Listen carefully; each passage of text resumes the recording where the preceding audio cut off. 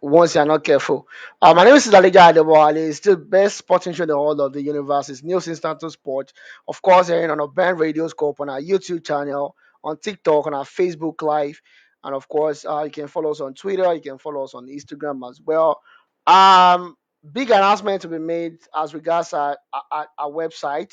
We're doing a revamp and we'll be open live sometime later this week because it's a new week somewhere across the group right now later this week to show you guys what we are looking to do.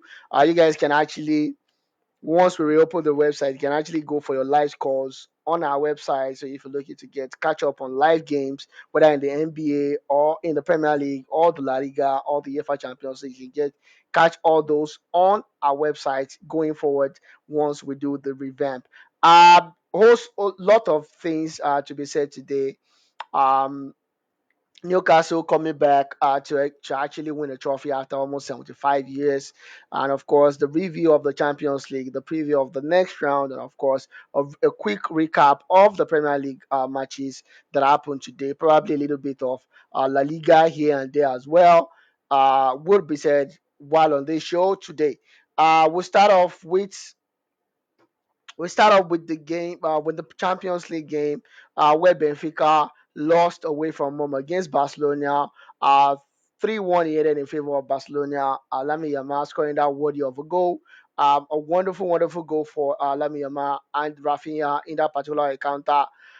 Uh, Bayern Munich won 2-0 away from home against Bayer Leverkusen. Another disappointing one. Feyenoord lost away from home against Inter Milan 2-1 at the San Siro. While to the amazing one was a game between PSG and Liverpool. First leg ended in favor of Liverpool 1-0. Liverpool were actually lucky to get away with the 1-0 victory. Justice was done according to some people. Fine to me as well. I feel justice was done, especially given what PSG has actually into the game in the first encounter. The triumphant of PSG in up front, and I'm talking about Ousmane Dembele, Bakola, and of course Kvaratskhelia, and of course when they are not playing, Dio is coming in. It looks like a crazy and a blend of three quality players, fast pace, knows how to score, knows when to dribble and whatnot. And of course, you look on the other side.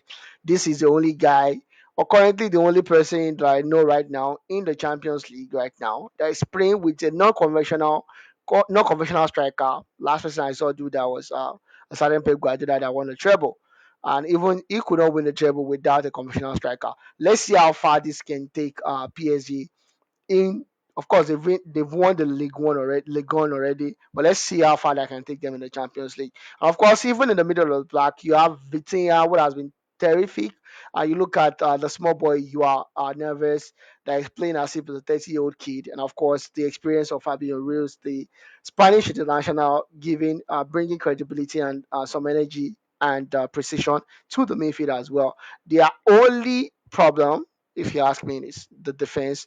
And I'm not talking about Marquinhos or or Nuno Mendes or Ashraf Hakim, but I'm talking about Pacho. Pacho seems to be the Achilles for PSG as it were. They were able to go through on penalties against Liverpool. Danilo, amongst others, lost their penalty in this particular encounter for Liverpool. And of course, Dortmund won away from home against Lille. A disappointing game for Lille.